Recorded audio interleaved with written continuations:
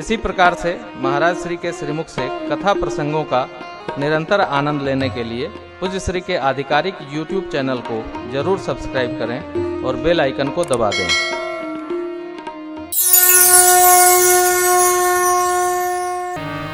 सखी लेकर के माँ को भगवान के सन्मुख पधारी। जैसे ही मेरे प्रभु और माँ सन्मुख भय, सखी मध्य से निकल बाहर हुई।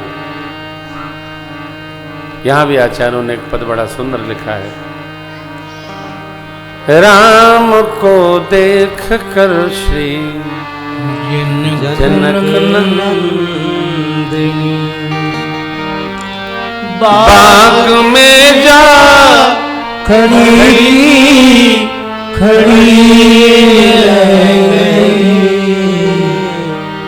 राम देखे सिया माँ सिया राम को चार अखियां लड़ी रह गई, हमको देखा जनक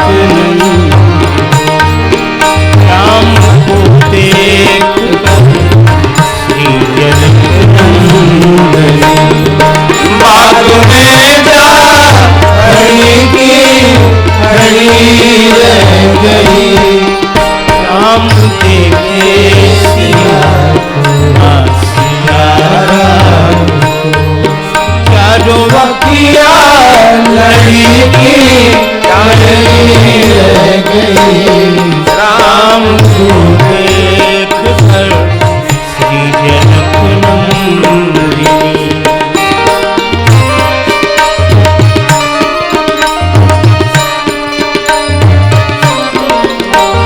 जनकपुर गए देखने के लिए, जनकपुर गए देखने के लिए, सारी सखियां घरों से झांकन लगी, सारी सखियां घरों से झांकन लगी, देखते ही नजर मिल गई दोनों की, देखते ही नजर मिल गई दोनों की, जो जहाँ थी खड़ी रह गई, राम को देख कर श्री जनक नंदिनी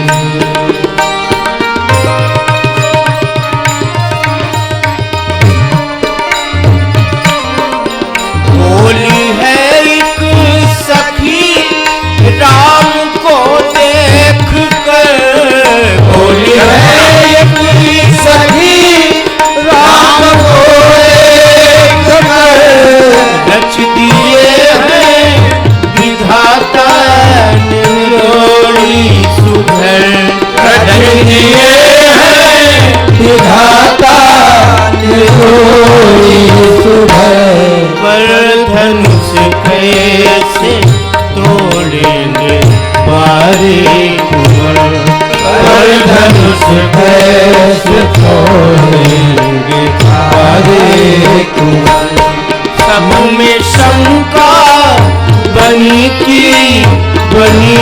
रह गई, राम को देख कर श्री जनक नंदिनी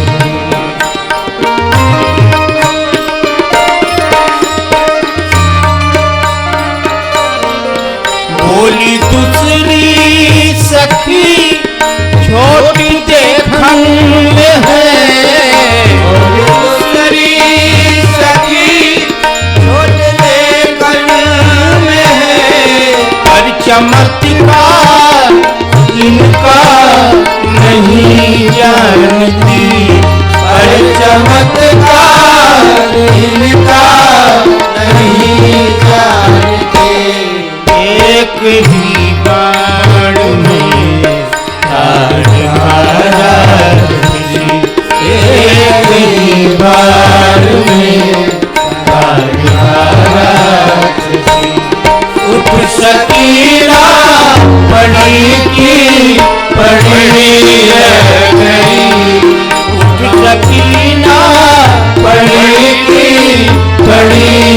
रह गई। राम को देख कर श्री जनक नंदिनी राम में जा खड़ी की खड़ी रह गई। राम देखे सिया माँ सिया राम को, चारों अखिया लड़ी की लड़ी रह गई। राम को देख कर श्री नंदिनी। मूल विषय साकेताधिपति परमात्मा श्री राम जब से धराधाम पर आए, मां का प्रथम दर्शन पाए। जरा सोचिए, अभिन्न स्वरूप, कितने वर्षों बाद भगवान ने मां का दर्शन किया, अपने दिव्य शक्ति का दर्शन किया। यहां प्रेम प्रस्फुटित हो चला। निमि जी महाराज जिनका पलकों पर वास है, उन्होंने स्थान त्याग दिया। देखा प्रभु ने मां को, मां ने प्रभु को। विद्वानों ने अनेक भाव रखे हैं, क्या सोचा, क्या समझा, क्या देखा। इतने दिनों बाद धराधाम पर मां ने प्रभु का, प्रभु ने मां का दर्शन किया। और ये दर्शन भी ब्रह्म वेला का दर्शन है।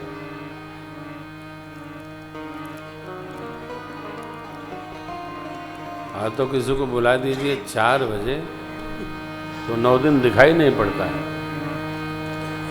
फिर कथा में हमसे किसी ने कहा महाराज मिलना नहीं हो पा रहा है। मैंने कहा कि 4:30 बजे आइएगा, हम पढ़ते हैं, उसी समय मिलेंगे। 7 दिन नहीं दिखाई पड़े, 8वें दिन दिखे। हमने कहा आप आए नहीं, बोले हम जग नहीं पाते। प्रातस्मरणीय पूज्य राजेश्वरानंद जी महाराज कहते थे, ब्रह्म बेला में जो जग नहीं सकता है वो ब्रह्म का दर्शन कैसे कर पाएगा। ये ब्रह्म साक्षात्कार है। देखो जैसे तैसे तो कुछ भी इकट्ठा हो सकता है, जैसे तैसे, परंतु विद्या देवी जैसे तैसे इकट्ठा नहीं होती। मेरी माँ जी कहा करती थी, बेटा सरस्वती मैया प्रातः काल भ्रमण करके देखती हैं उनकी सेवा में कौन लगा है, कौन उनकी पूजा कर रहा है। उनकी पूजा क्या है? तो अध्ययन करना। प्रातः काल जो हम अध्ययन करते हैं वो सब कंठ में उतरता जाता है। प्रातः काल उत्थाय हरि कथा अनुचिंतित भगवत। अरे कुछ भी पढ़ो आप। गुरु जी लोग कहते थे कि सांझ का लिखा पढ़ी करो और प्रातः काल कंठस्थ करो जोर जोर से। अब तो गांव में बच्चे घूमते रहिए, कोई दिखाई नहीं पड़ता है। प्रातः काल बोलते दिखाई नहीं पड़ता है। पहले गांव में बच्चे ऐसे पढ़ते थे जैसे प्रातः काल की चिड़िया वेद मंत्र बोलती है ना। जनु खग मुकर समय शुभ जानी। तो जो जन्म के समय विद्वान लोग जब पढ़ रहे हैं उस समय की पंक्ति देखिए क्या है। मास दिवस कर दिवस भाग के ठीक ऊपर 3 पंक्ति देखिए। खग मुकर। पक्षी लोग ऐसे कदरव करते हैं, ऐसे विद्वान लोग वेद मंत्र का पाठ करते हैं प्रातः काल। हवन वेद ध्वनि अति मृदुवानी जनु खग मुखर समय जनु। पक्षी जैसे बोल रहे हैं। प्रातः काल वेद मंत्र का उच्चारण हो रहा है। क्यों? तो विद्यार्थी लोग उसी समय पाठ करते हैं। ब्रह्म विद्या चाहे जैसे नहीं आती है, चारपाई पर लेट कर, पांव फैलाकर, चलकर। कल मैं आप लोगों से मैं सीधा कह रहा हूं, जब मेरे निवास पर आया जाए तो जिसको प्रसाद मिले लेके अपने निवास पर जाए। चलते फिरते कोई खाता नहीं दिखाई पड़े। चलते फिरते मूर्ख लोग खाते हैं। चलते फिरते मूर्ख लोग खाते हैं। जो मूर्ख होते हैं कुछ मिला वो खाने लगे। बैठ के खाना चाहिए। पशु भी चलता चलता चरता है, हम लोग मनुष्य हैं।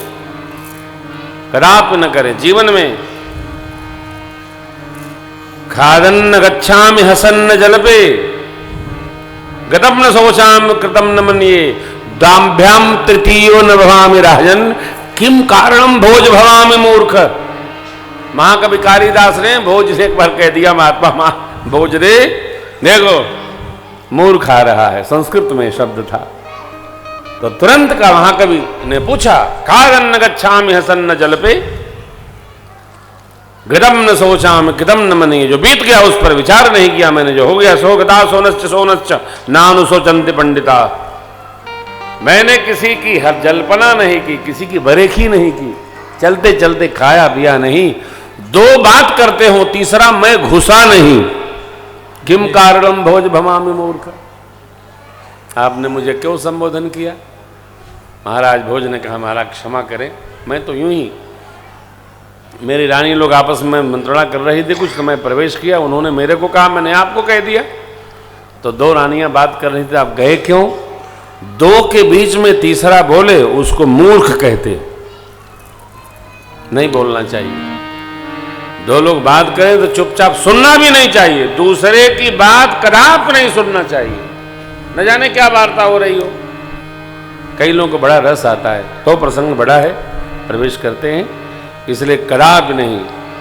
प्रसाद लें, अपनी कुटिया पर जाएं, वहीं पाएं, चलते फिरते तो कदापि नहीं। देखो भजन में, भोजन में, शयन में जिसको आनंद नहीं है वो धरती का सबसे अभागा व्यक्ति है। भजन शांति पूर्वक करिए, भोजन मर्यादा पूर्वक करिए, और शयन भी इज्जत के साथ करिए। हा हा, वाह वाह, बिस्तर बढ़िया चकाचक धवल लगा हो, हैं, सोने में हाथ सिर के नीचे हो, एक हाथ लंबा हो, देखिए वाम कर सोइए, कितना आनंद आता है।